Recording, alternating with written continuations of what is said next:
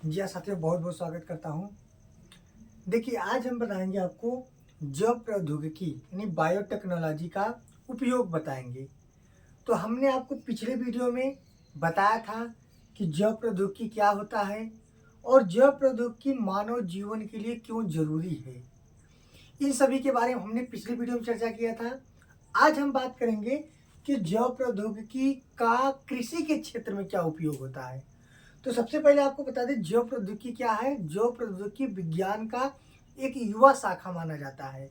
एक युवा शाखा इसलिए कहते हैं क्योंकि इस विधि से हम विभिन्न प्रकार के मन चाहे पेड़ पौधे को तैयार कर सकते हैं, जीव जंतु को तैयार कर सकते हैं, जीन को तैयार कर सकते हैं। यानी विभिन्न प्रकार के हम टेक्निक के माध्यम से चीज़ों को तैयार कर सकते हैं, जीन को तैयार कर सकते हैं, बीज को तैयार कर सकते हैं, या हम ऐसे पौधे तैयार कर लें जिसमें हम बाह्य प्रतिरक्षा प्रवेश करा दें और वह पौधा इस वातावरण में खुद को अनुकूलित कर दे, यानी उसको कोई बीमारी आसानी से उसको प्रभावित न कर पाए। ठीक है। तो आज हम बताएंगे कि इसका हम कृषि के क्षेत्र में कैसा उपयोग करते हैं और ये किस प्रकार से उस कृषि के लिए ये बेनिफिट यानी फायदेमंद होगा। तो आप लोग लास्ट तक देखिएगा और हम चाहेंगे कि बहुत छोटे वीडियो में यानी कम समय में ही हम आपको इसके बारे में डिटेल बता दें।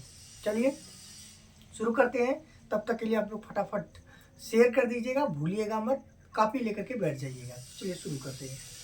जैव प्रौद्योगिकी का कृषि के क्षेत्र में अगर उपयोग बताएं, अगर हम इसको कृषि के क्षेत्र में इसका उपयोग बताएं, ठीक है, कृषि में इसका उपयोग क्या है कृषि के क्षेत्र में। सबसे पहला इसका क्या है, पादपों की उच्च प्रतिरोधकता। सबसे पहला ये क्या करेगा, पादपों की उच्च प्रतिरोधिकता क्या करेगा, पौधे की जो उच्च प्रतिरोधकता मतलब high resident capacity of plant, मतलब उस पौधे में जो प्रतिरोधक माने कि जो उसको बीमारी पहुंचाता है उसके प्रति जो रोकने का काम करता है उसे प्रतिरोधक बोलते हैं। ऐसे पौधे को जब हम तैयार कर लेते हैं तो भैया ऐसे प्रजाति तैयार कर लेते हैं जिसमें जो सूक्ष्म जीव जो उसको आकर के क्या करता है, संक्रमित करता है। जैसे कोई सूक्ष्म जीव इसको आकर के संक्रमित करता है, जैसे कोई इस पर वायरस का अटैक हो गया या इस पर कोई कीट का अटैक हो गया, ठीक ना, किसी कीट का अटैक हो गया, ठीक ना, या हम कह दें कि उस स्थान पर उसके रहने के लिए अनुकूलन ना मिल पाए, जैसे वहाँ पे सूखा, जैसे कभी कभी सूखा होता है, पेड़ पौधे सूख जाते हैं, तो हम ऐसे प्रतिरोधक क्षमता को वहाँ पर उसके अंदर विकसित करें, उस पौधे के अंदर बायोटेक्नोलॉजीज बनाएं कि अगर थोड़ा बहुत अगर सूखा नॉर्मली सूखा रहेगा तो भी वह अपने आप को वहाँ सर्वाइव कर लेगा। अगर वहाँ कोई नमी की कमी हो, आर्द्रता की कमी हो तो भी अपने आप को वहाँ पर सर्वाइव कर ले, ठीक है। यानी वहाँ पर अपने अंदर प्रतिरोधक क्षमता को बढ़ा लेता है। क्या बढ़ाता है, प्रतिरोधक क्षमता को। यानी कि हमने आपको क्या बताया कि बायोटेक्नोलॉजी क्या करता है कि पौधों में उच्च प्रतिरोधक क्षमता प्रदान करता है। यानी जब हम बायोटेक्नोलॉजी से पौधे को तैयार करते हैं तो उसको आसानी से कोई बीमारी प्रभावित नहीं कर पाती है, क्योंकि उसके अंदर क्या होती है, प्रतिरोधक क्षमता बढ़ जाती है। बात समझ में आ गया। दूसरी बात कर दिया, क्या फायदा होता है। दूसरे नंबर पे इसके जीन प्रारूप में परिवर्तन हो जाता है। इसके जीन प्रारूप में क्या होता है, परिवर्तन होता है। क्या होता है, परिवर्तन होता है। जीन प्रारूप में परिवर्तन का मतलब क्या होता है कि ऐसे पौधे जिनमें कोई त्रुटि जीन हो,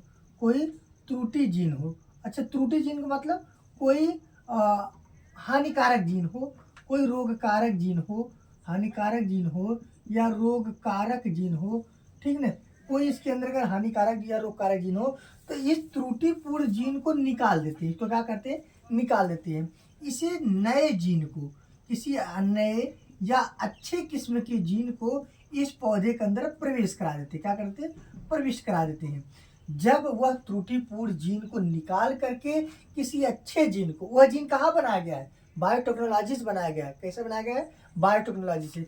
अब जब वो अच्छे या नए किस्म के जीन को जो बनाया गया है इस पौधे के अंदर प्रवेश करा देते हैं, तब इस पौधे का जीन प्रारूप बदल जाता है। क्या होता है? जीन प्रारूप मतलब आपको पता है ना कि लक्षण दिखाई देता है और जीन दिखाई नहीं देता, तो इसका जो जीन प्रारूप होता है वो चेंज हो जाएगा, ठीक ना।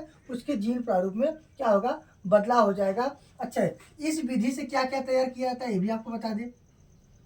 हम आगे इसके बारे में आपको बताएंगे इस विधि क्या क्या तैयार किया जाता है। सबसे पहले तो तंबाकू तैयार किया गया था, याद रखिएगा। सबसे पहले बायोटेक्नोलॉजी से तंबाकू को तैयार किया गया था। इसे बीटी तंबाकू के नाम से जानते हैं। बीटी मतलब बैसिलस थुरिजिएंसिस नामक जीवाणु के से बनाया जाता है, आगे बताएंगे हम। तंबाकू हो गया, फिर इसके बाद हम प्याज भी तैयार कर सकते हैं, टमाटर भी तैयार कर सकते हैं, ठीक न। टमाटर भी तैयार सकते हैं, मक्का जौ गेहूँ भी तैयार कर सकते हैं।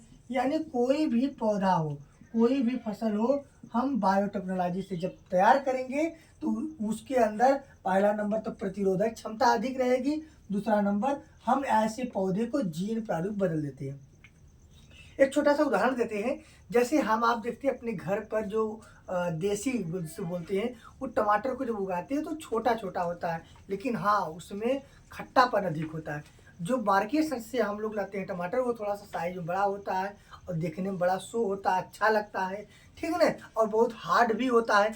यानी वो सब चीज़ें किससे तैयार किया गया है? बायोटेक्नोलॉजी की मेथड से तैयार किया जाता है, ठीक है ना। वो बायोटेक्नोलॉजी मेथड से तैयार किया जाता है और ऐसे में जल्दी रोग नहीं पकड़ता है, यानी वो जल्दी खराब नहीं होता। कभी कभी आप देखे होंगे मार्केट से कभी टमाटर लाते होंगे, उसमें कहीं अगर रोग होगा भी तो आप उसको चाकू से काट के निकाल देते हैं। अगर हमारे यहाँ या किसी टमाटर में हो जाए तो पूरा टमाटर ही खराब हो जाएगा। बात समझ में आएंगे?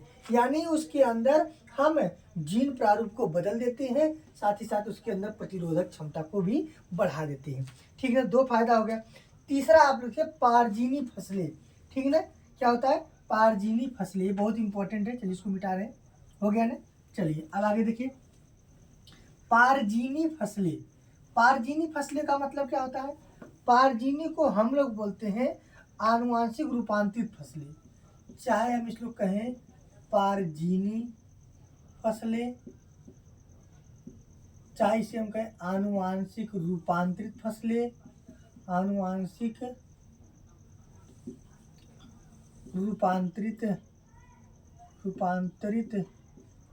फसलें, या इसे हम कहें जीएम फसलें, ठीक है। समझ गए? इतने नाम से इसको हम जानते हैं। इसमें क्या होता है? आनुवांशिक फसलें या आनुवांशिक रूपांतरित फसलें या पारजीनी फसलें। पारजीनी पौधे के नाम से भी जानते हैं, याद रखिएगा। पारजीनी पौधे के नाम से भी होता है। पारजीनी का मतलब क्या होता है? ऐसे पौधे जिनमें बाहरी जीन को प्रवेश कराकर उसके आनुवांशिक रूपरेखा को बदल देते हैं, पारजीनी पौधा कहलाता है।